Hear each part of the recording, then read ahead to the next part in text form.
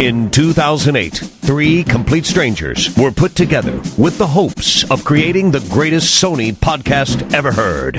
Today, unable to stop podcasting, the show survives as connoisseurs of dick and fart jokes. If you need Sony news, are not deaf, and don't want to die of boredom, maybe you can listen to Big Red Barrel Blue.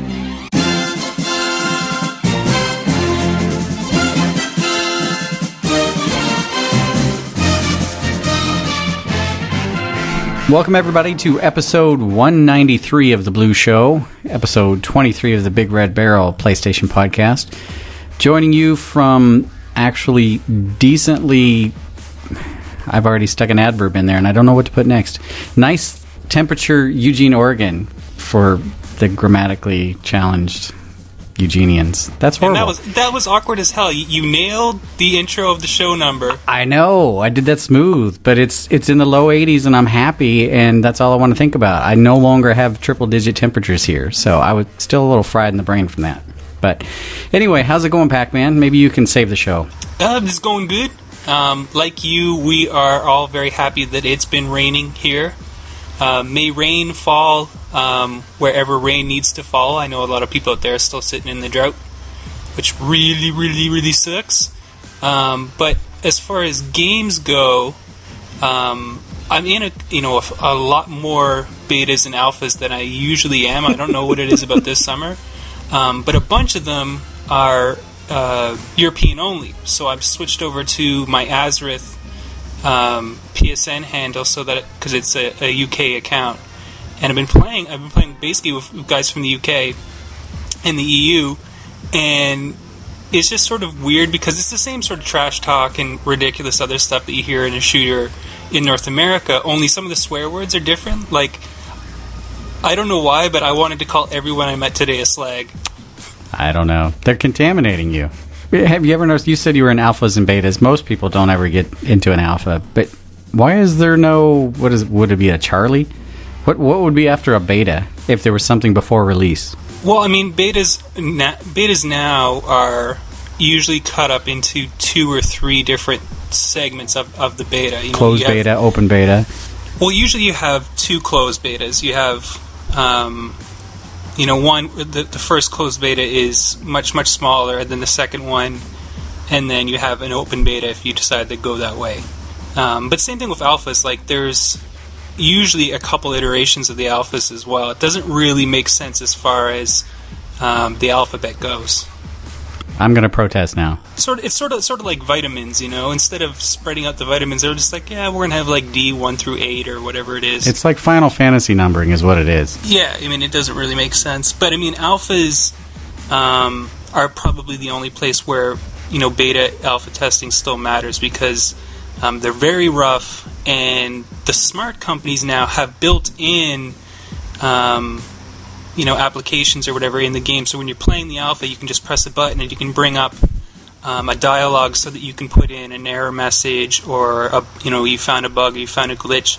The really good games that take it seriously have made it a lot more efficient than it used to be back in the day. Because back in the day, you used to have to take a picture of your screen if you were using a console or something, and then hope that you could articulate all the problems in an email that you'd have to send them later. Whereas now you can sort of identify exactly where it is, and it'll send that information without you having to do a lot of extra work.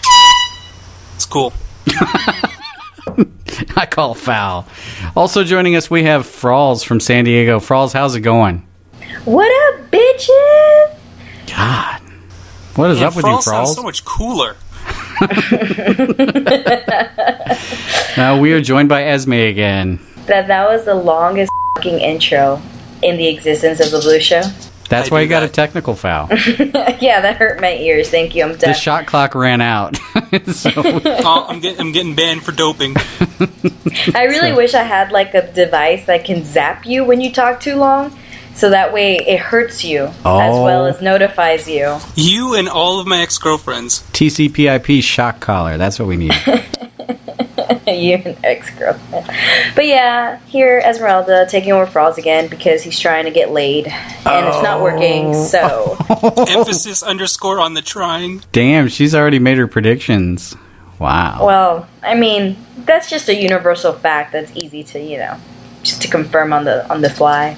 Frawls is all about playing the numbers. Just statistically, if you try 1,000 times, sooner or later you'll trip and fall in. Oh my god. And I'm recording the most ghetto way I can on my bed with the laptop on my lap because my dog, like right now, is being too needy and doesn't want me to record. So if you hear my dog throughout the show, I'm sorry. So is this like a ghetto pit bull or a Rottweiler? What kind of dog is this? A Chihuahua. That's not a dog. That's bait. If my cat can kill your dog, that's not a dog. If my cat's Let's dead. put it to the test. You're an ass. I'm playing. The only dog that I refuse to show any kindness to are poodles. Why? Because they're just disgusting creatures. Poodles are? Yeah. I would think you would say the disgusting creatures is ones that eat their own crap. I have a poodle that eats its own crap. It's pretty disgusting. Yeah. Specifically, the super shave styled toy poodles and the super big ones. I grew up with 2 of those, and they were just. They literally helped ruin pieces of my childhood. They're just so awful little dogs. I knew there was a dramatic story behind your hate of such dogs. I'm not a big fan of dogs in particular anyway, because everyone in my family's been mauled by a dog at some point in their life, except me, which means that I'm the only one, so it's gonna happen sooner or later. I just don't know when. What the hell is wrong with your life? There's always something weird happening to you. Hot dog vendors outside your windows, dogs mauling your family. What is wrong with you? Well, it's like, like when your parents are like, oh, when I was a little kid, I was delivering papers and a dog bit me or something like that. That's happened to everyone but me. And I live in an apartment building full of pet owners with big dogs. I'm just waiting for the day. I almost want to get it over with, actually, at this point. You'd be like those parents that intentionally get their kids chicken pox so they can get it over with. Well, yeah. Let me pick the dog. Let me pick one of these tiny little dogs because I don't want to get attacked by one of these rotties. If you ever come visit me, I promise to train my dog to bite you. See, that's friendship right there. That's friendship. That's friendship. All right, let's get on to this agenda. This is an awesome week because Pac-Man agreed to do the agenda and I didn't have to do it. So I got to show up and read, basically. I didn't have to do any prep work, and I appreciate that. Thank you, Pac-Man. Anytime. So the first topic here, I actually want you to explain it after I read it, Pac-Man, because I know there's a lot of buzz over Papo Yo, which I think is how people are saying it, even though it's Papo and Yo. I watched the trailer that was released on PSN this week, and for the first, 2/3 of it, I was really like, really? That's how you're going to show off your game? And then they showed what looked like game footage, and it was pretty impressive looking. And I know that they've been getting a lot of press for the street art represented in the game being done by real artists, but I was just curious, do you know, I know the game, I think it just came out this week, or maybe it's next week that it comes out, but do you know what the actual gameplay is like in this game? It's not as easy to describe as your sort of traditional game, but I guess it would be called like an action puzzle game, because you can pick up and interact with pieces of the world, and they move. If you watch the latest trailer that they dropped, it has some live action in it. He can pick up a box, and the box is really a smaller version of a giant building that's in the foreground, and by moving that box, he moves around big, huge pieces of the landscape. I did see that. In order to get to a different place, or, sort of move from zone to zone, but it's sort of one of these, I don't even know how to call it, like a three-dimensional puzzle game. So you are running and jumping and doing sort of action platformy type stuff, but there's also a big sort of, I don't even know how to describe it. There's windows that you can pick up and move, and it'll change the whole way the landscape in the background looks. And when you change the way the background looks, you can then interact with it in a new way. So you can climb up something that wasn't there. You can bring a ledge over that wasn't in position before. But it's all got this really sort of weird art style to it. And there's the city streets and stuff that he runs around in has street art. Not like crazy gang tags where a guy decided to write his an E backwards, but like real art. but it drops next week on the 14th, and I think it's $11.99 if you pre-order it and you got PlayStation Plus, and it's $14.99 for everybody else. And most importantly, your buddy in the game is your buddy until he eats a frog, and then he's your enemy. That is like the most bizarre game premise that I've seen in a long time. Sorry, what was? The big guy, I don't know his name, but he's your buddy in the game, and then if he eats a frog, he turns into your enemy. Well, that's because the game is based off the creator's childhood, where he loved his father, but his father had alcohol problems. So every time he would drink, in this case, eat a frog, he'd, become a different person. So then the child was scared of his father, and in the game, the child is scared, of the big whatever creature. This is like an after-school special in video game form. Which is great. Narratives like this deserve to be written. Yeah, it's subtle, but it's really quite cool. And the new trailer does sort of bring that home in a way that I don't think people really realized before. And to think, I thought the big guy was Fralls, and every time he ate a frog, he was dating a girl, and instead of catching on fire, it was burning when he peed. I don't know. So, different game altogether, I guess. Oh, that's the sequel. But I mean, if you're looking to do any of these pre-order, the 4 games that are up for pre-order in PlayStation Plus, Papo and Yo is probably the best out of the 4. That's PSN's next journey. Sound Shapes is okay. Counter-Strike is okay.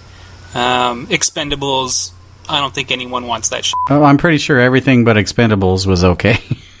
All right, so Walking Dead, episodes 1 and 2. Do you guys know how many episodes there are? I don't know off the top of my head. There's going to be 4. 4. Okay, so 1 and 2, if you're a PlayStation Plus member, this week are released as free or included in your membership.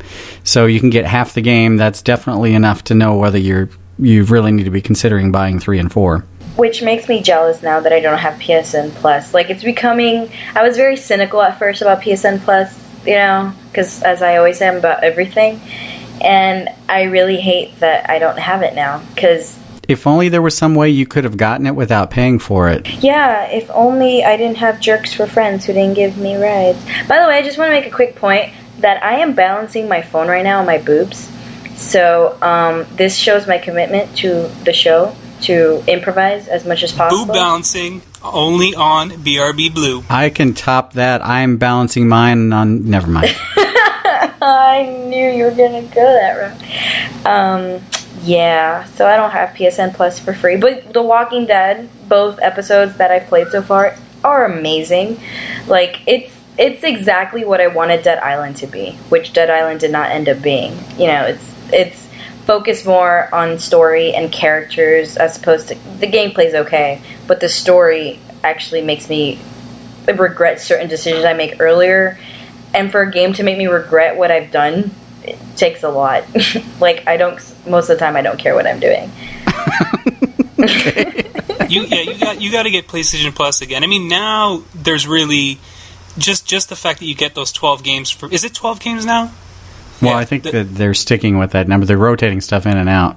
But yeah. But I mean, you get a lot of games for free just signing up. I mean, just that initial group of games that you'll get just for signing up for PlayStation Plus. Instant game collection. More than pays for your subscription fee. Guys, my birthday is November 22nd. Anyone who wants to gift me PSN Plus or anything off my Amazon wishlist, you are more than welcome to. How do they find your Amazon wishlist, Esme? They just look for my name, Esmeralda Portillo. Can you spell that for the ignorant listeners we have? My whole name? That's going to take like 20 minutes. Well, I mean... ESMERALDA space PORTILLO. That was the fastest 20 minutes ever. That's what most girls say to frogs. I don't know 20 if that's minutes, a slam. You're being generous. Yeah, okay. 20 space minutes. All right. The next thing here, Little Big Planet Progressive Insurance sponsored contest. I like sponsored contests. Let's see. Play Little Big Progressive level and collect material and then build your own level. Name it Pro and then put your level name in there. And by September 4th, they're going to pick a winner. The grand prize is a PlayStation 3, which you clearly need if you've won this contest. You don't have a PlayStation 3. I don't know about that one. A PlayStation Vita with a 4 gig memory card and Little Big Planet carding, which I think is going to deliver. And let's see. You get the carding for the Vita and the PS3. And you also get both platforms' versions of PlayStation All-Stars Battle Royale as soon as the game is released. 4 second-place winners get PlayStation Vitas with 4 gig memory cards and Little Big Planet for the Vita. And third place gets to buy Esme something from her wish list. Yay! Everyone should lose. So, but basically you have to play the Progressive Insurance sponsored level, grab all the stuff from that level, and then build something that is cool, but also totally makes Progressive Insurance look good. I think that's actually a pretty cool premise for a contest. Because, I mean, typically, if they're going to do something like this, most of the sponsor levels that they've put out have been decent. And then you get to show your creativity, and you've got the potential to win some real stuff. So. Yeah. It's just too bad that it isn't a cooler company than Progressive Insurance, but still. You don't like Flo? No. Oh. Most men don't. She is kind of scary. No, I wasn't talking about her in general. But anyway. Can I just say that I'm very sad? Was that a menstruation joke? Maybe. I'm sad that I got a Little Big Planet carding code and then I inputted it and it didn't work. So, I hate you, Sony. Ha ha ha. It didn't work. It's actually pretty fun. No, I don't understand why the didn't work. You know what it is you might did you get the code from someone from the EU or the UK? No, I got it from Sony at USA, PlayStation, blah, blah, blah, blah. Ah. Well, then you broke it. Yep. Yeah. You got a I second tend hand to code. break things. All right, so we have a little bit of a rumor confirmed. A while ago, we were hearing about PlayStation collections, and then we heard about a God of War collection. I forget what the name of it was. It had some special name, but it is true. PlayStation's coming out with their collections series, which in one package, for example, the God of War, you get 5 God of War games for the PS3, which is the 2 for the PS2 remastered, the 2 for the PSP remastered, and then God of War 3, all in one package. I don't know how much that's going to run, but that's a damn good collection. And then the infamous one is Infamous 1 and 2 plus the PSN Festival of Blood. All 3 very cool. Also, Ratchet and Clank comes with the first 3 games. I think it's Ratchet and Clank, then Going Commando, and Up Your Arsenal, if I'm correct. I think so. And so those start this month. I'm not sure when Yeah, Ratchet and Clank is the first collection that comes out. Yeah, I think that's the 28th of August, at least in North America. So I will be buying it, which is actually kind of exciting because I was just telling you guys before we recorded that I'm kind of in a gaming slump. And even though... Okay, this is a little bit embarrassing. I was really excited for the Jak and Daxter collection to come out. I was cleaning off my desk, and then I realized not only had I bought it, I had never opened it. So, for shame. I took the shrink wrap off, which is step 1. I still have not opened it, but it's no longer in shrink wrap. It's less embarrassing. But I'm excited to play the Ratchet and Clank remastered games, too, because I was late getting into the PS2, and I have not played all 3 games. So, yay for me. I've been in a slump too, but I resolved my slump by playing non-PS3 games. Like which, what? As an announcement, if anyone's playing League of Legends and wants to help me, I suck at it, so I need as much help as possible, because it's too complicated for my tiny girl brain to understand. That's ridiculous. You play like... Shut up. I enjoy everything about that game, and I hate everything about that community. Yeah, well, they hate you too, so... They do! I mean, there's some really good players in that game and some good gameplay, but man, is just the random people in League of Legends, they're just brutal assholes. It's like every popular game has brutal assholes. Call of Duty, Battlefield, LOL. That's sad. Man, I would actually put, League of Legends players up against Call of Duty players, just in terms of doucheness. Doucheness? What's your doucheness level? Stop G-chatting me, Sean. I'm sorry. Let's see. The next topic we have is Pac-Man was able to dig up information on the Assassin's Creed 3 exclusive DLC for the PS3. It adds an hour of exclusive gameplay, which for me equates to 4 hours. because Once you open it. I pretty much jump on top of tall buildings and find places to jump off. That's what Assassin's Creed is for me. But the extra hour of gameplay might just be part of the exclusive DLC. Well, I thought that's what I said. Did I not say that? Or maybe I didn't hear it right. Or maybe I didn't write it I'm right. not paying attention to half the things we're talking about. That's what I meant. Either way, it's getting its own exclusive DLC, which is good. F*** you, Xbox. Yep. No, I mean, we talked previously that we were getting our own DLC, but we didn't have any idea how much content it would be. Now we know it's 1 hour worth at somebody's arbitrary speed. So you guys are in favor of exclusive DLC? I don't like that. Like, especially like pre-order bonuses, I don't like those. Since, like, Microsoft might not have a lot of exclusive games, but they love being, like, you know, having DLC or an expansion pack, like, a month before the PS3. And it's just nice that, you know, just once in a while that we get some. Yep. I'm in agreement. Yeah, I understand. But I feel like we should just stop altogether this exclusive. You get this for a month early. You get this more than the other person. Yeah, I mean, it is all silly, especially because even the exclusive stuff, that doesn't mean it's good. It just means you get it first. All right. I need to take a deep breath for this next topic because this next topic is enormous. Okay. Uncharted 3's biggest patch ever, patch 13, which brings it to 1.13, has game fixes and tweaks, 100 new custom parts, new treasure sets, 50 new trophies for multiplayer. They just said bam, and then there were 50 trophies. Each DLC pack has 4 trophies assigned to it retroactively, and each has 10 trophies. What did I just say? You said 4. I like to make up numbers and change them. Because then when you say, I got more than 4, then I'll say you can have another 4. And then you can have 2 more. And then At least you can count. That's the good part. I don't know. I just can't read. There's also 2 new legacy levels. And let's see. There's microtransactions. So if you don't want to put in the time to find and earn and all that stuff, you can just buy it. Which, I don't know. Which is f***ed up. People are still playing Uncharted 3 multiplayer? I guess. I mean, it's solid multiplayer. It's just I don't find myself wanting to play with other people very often, so I never really... You don't play with other people ever, so... Not very often. That sounds better. I just dislike the fact that you can buy things that can boost your stats. But I think there should be some kind of a... If you do that, like there's a little...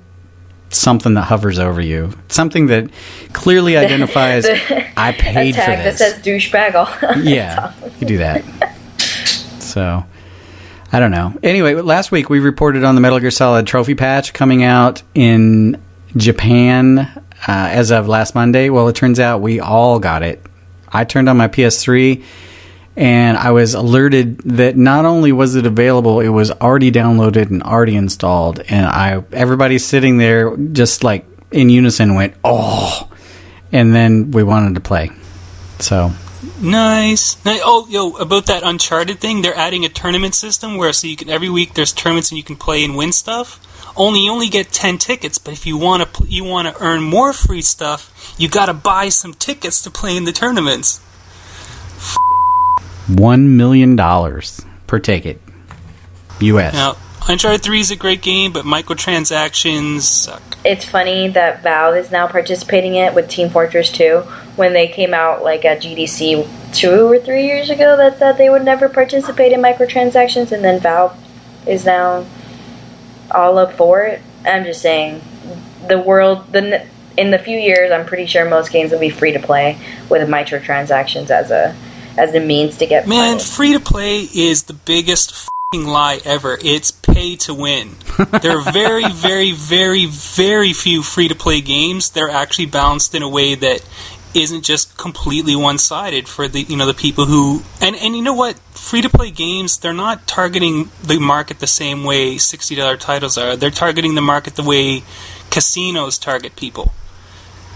They're preying on the people with who will sit in their basement for 2-3 days and let their kids starve to death while they spend all their life savings on a video game, and it's really twisted.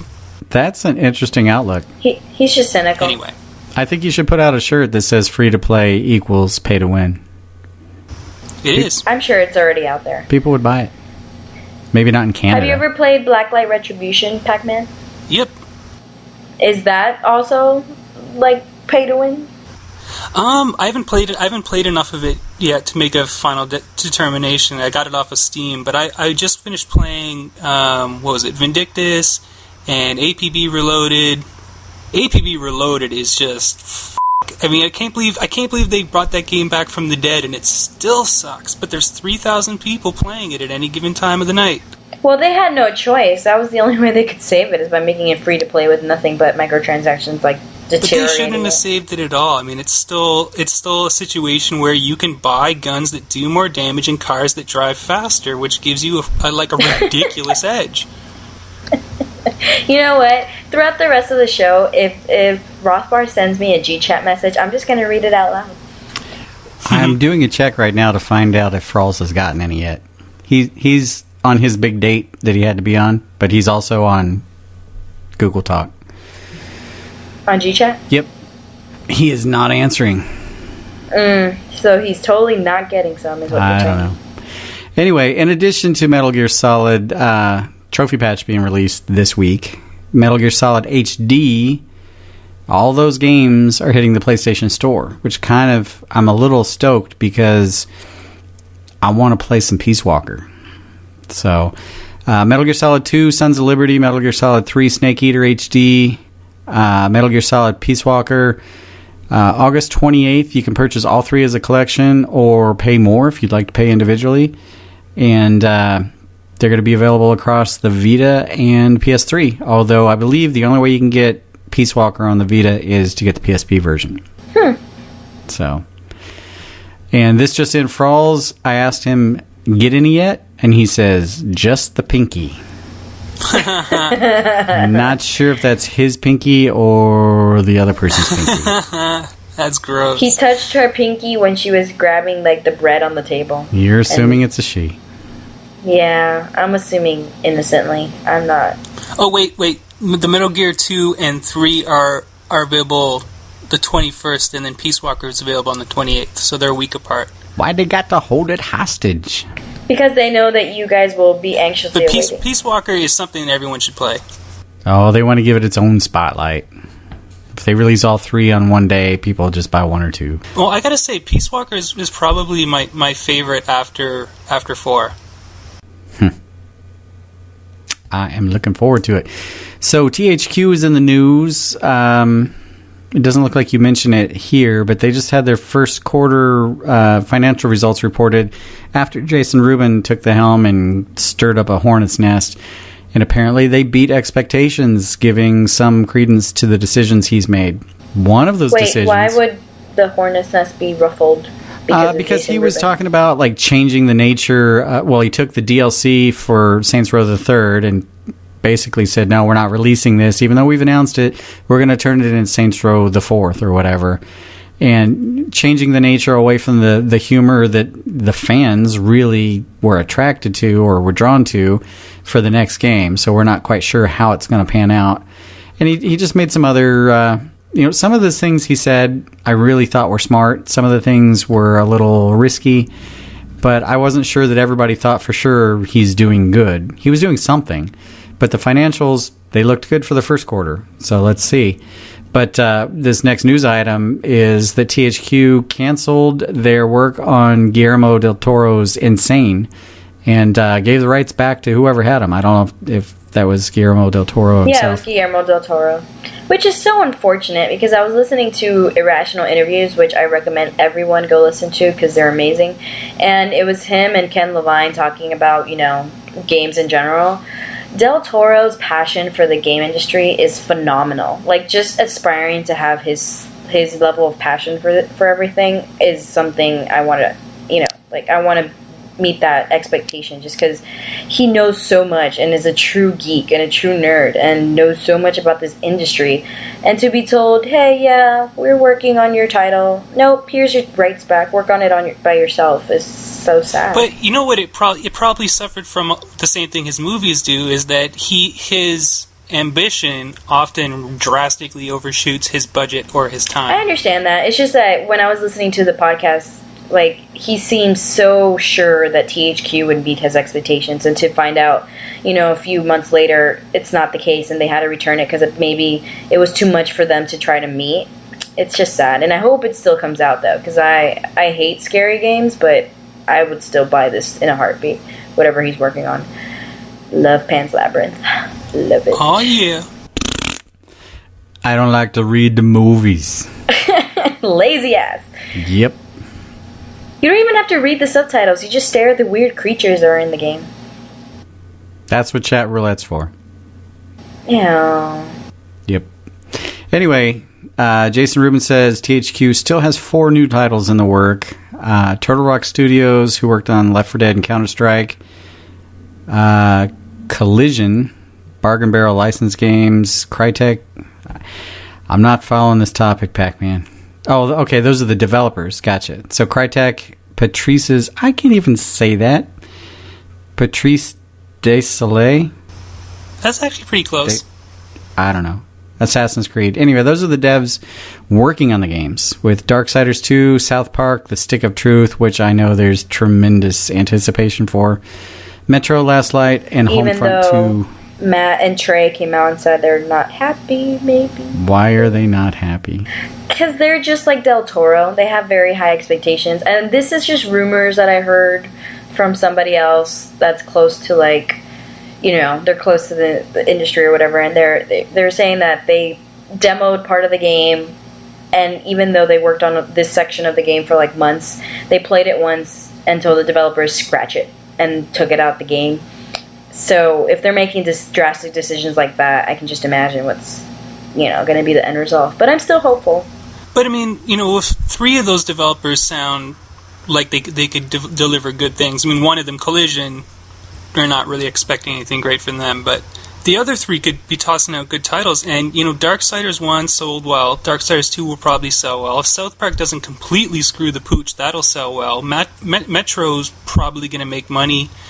Homefront 2, I'm playing Homefront 1 right now, and I'm like, really? They made a Homefront 2? Homefront 2 will suck because Homefront, the first game, was awful. And I hear great things about Darksiders 2 right now. Like, a lot of people that have been playing it for review purposes have said nothing but great things, so I'm sure it's going to do well. My only beef with Darksider is I wish that the art style was different. Because I'm not a big fan of the quasi World of Warcraft art styling. What do you want it to look like, South Park? No, I want it to look a little darker and a little less cartoony. I mean, it's obviously going to look a lot like World of Warcraft stuff, considering the guy doing their art styling is an ex-World of Warcraft guy. But still, it's going to be cool. I mean, who doesn't want to play as Death? That's fucking badass. Your expectations are too high for THQ to meet. Oh, that just happened. Jason Rubin, don't let me down. All right, so 2 senior-level members of Irrational Games, the people working on BioShock Infinite, have left the studio. Director of Product Development Tim Gerritsen and Art Director Nate Wells are both leaving Irrational. There's a joke there. I can't get my head around it. Anyway, Steve Gaynor and associates producer Chris Remo had also left. I like how you ask, is BioShock Infinite in trouble? I do not understand. Maybe you can explain this to me. I've seen the footage. I've seen BioShock 1 and 2. I do not get the buzz that BioShock Infinite has gotten. I don't understand it. BioShock Infinite is going to be amazing, and you shut your whore mouth. Well, but I mean, is it going to be amazing now? I mean, they just lost 4 people. Was it ever going to be amazing with those people? Yes, maybe they're the rats fleeing the ship. It was. And I saw the guy Ken Levine give his little keynote at PAX, and I left thinking, who the hell is this guy? Yeah, I saw BioShock, but you're boring and a little egotistical, and then you dog on systems. The narrative of BioShock is amazing. The gameplay of it is awesome. Granted, it was also based off a game they made earlier. BioShock 2, not really made by Irrational, made by another studio. It was still okay.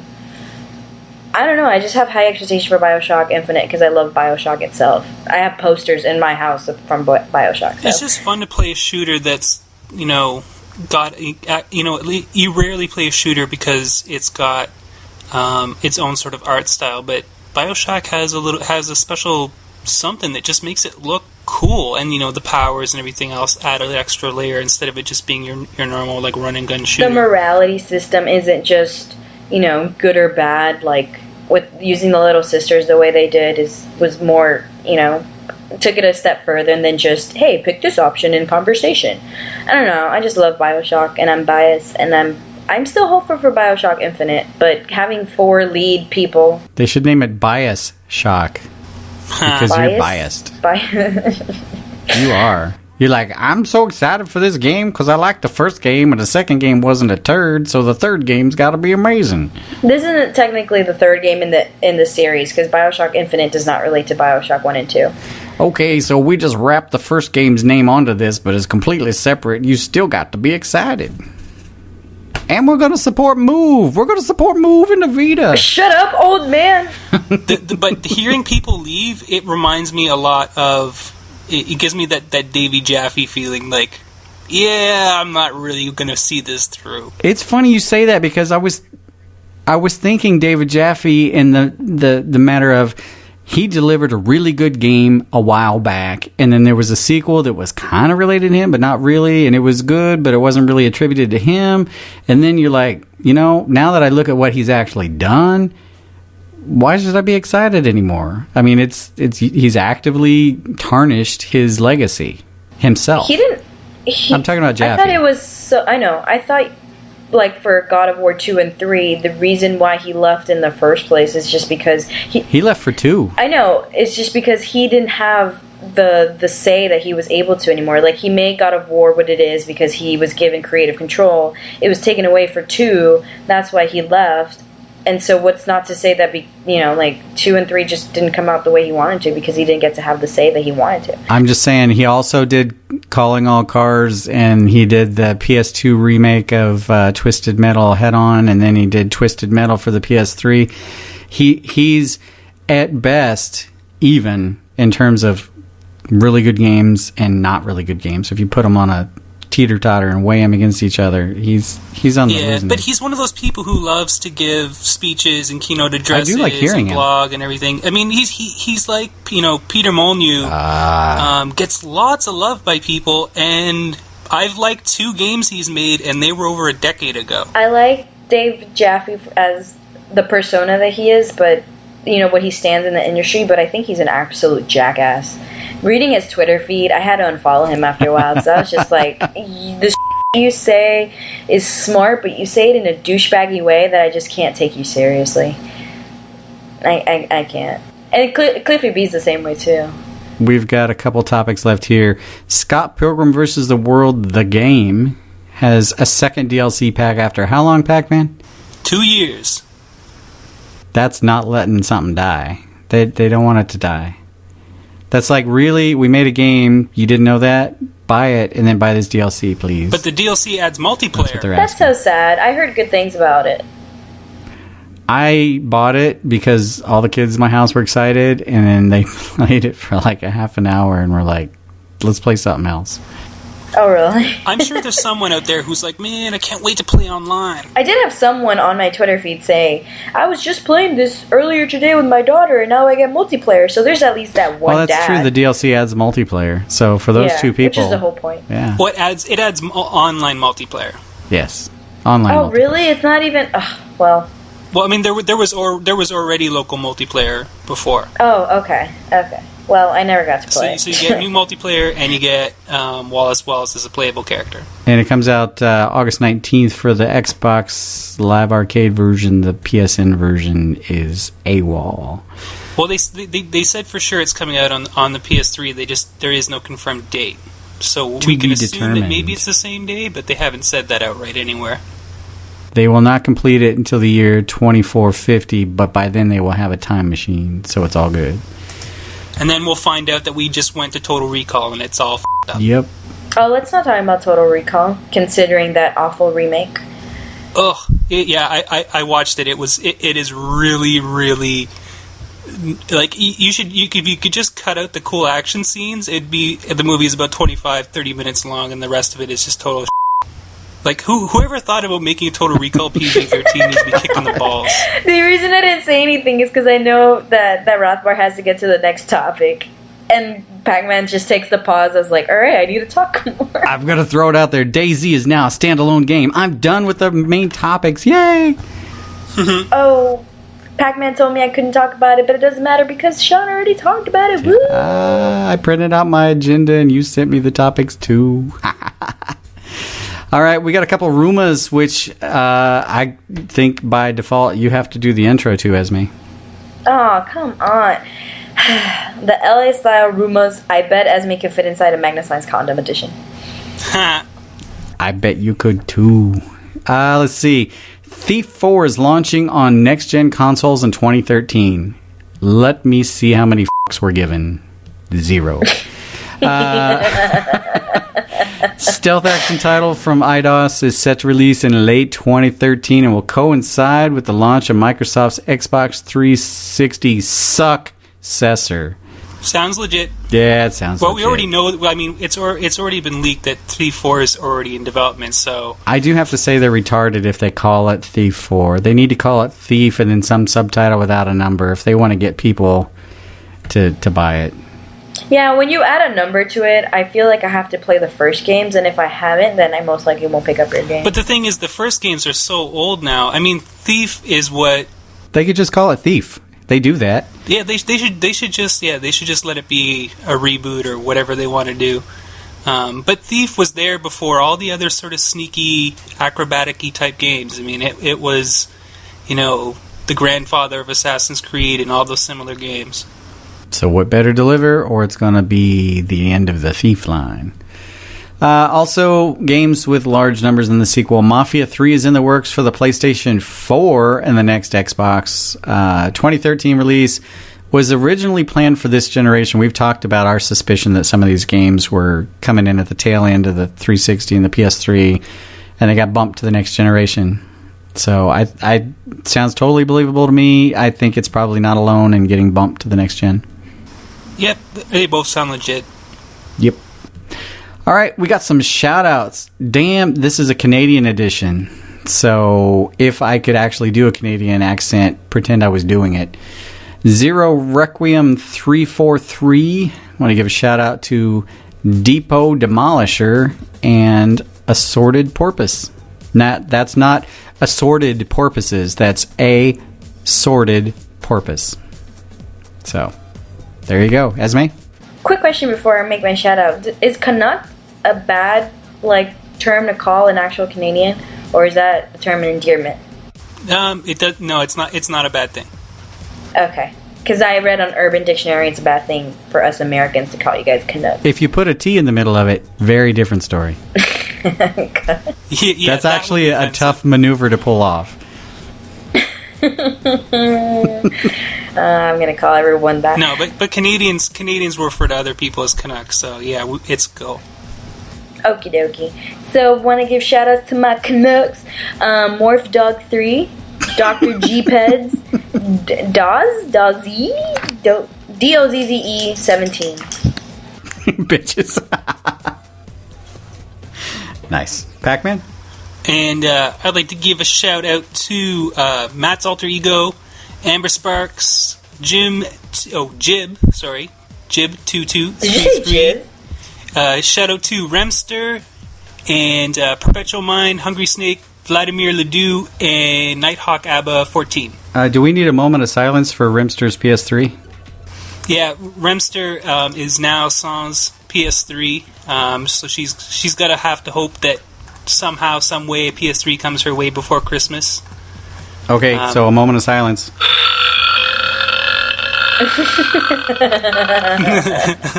From the Burp Master.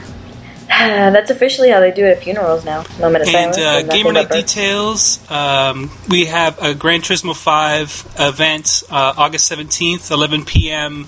BST, and that would be 3 p.m. Pacific. So August 17th, Gran Turismo 5. And then at the end of this month, August 25th, 8 p.m. Eastern onwards, we're going to be playing Transformers Fall of Cybertron. And the following Saturday will probably be the first gamer night where we'll probably have some prizes. So August 17th, Gran Turismo 5. August 25th, Transformers Fall of Cybertron. Sweet. Yeah. All right, if you have the BigRedBarel.com podcast app, we are about to record some bonus content that you can only listen to if you have the app. So go to the iTunes store, or you know Magic.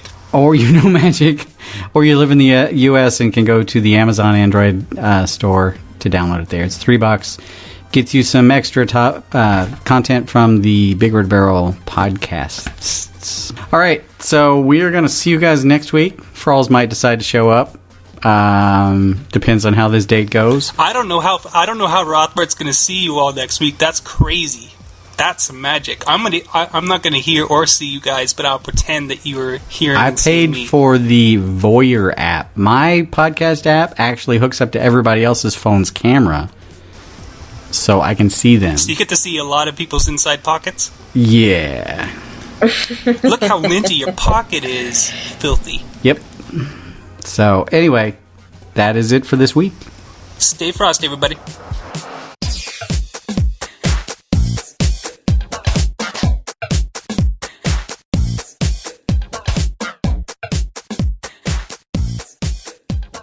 You and your ears are quite welcome for the podcasting goodness that you just heard. Why not roll on over to BigRedBarel.com for more podcasts, news, reviews, and videos from the biggest, reddest site on the internet, BigRedBarel.com.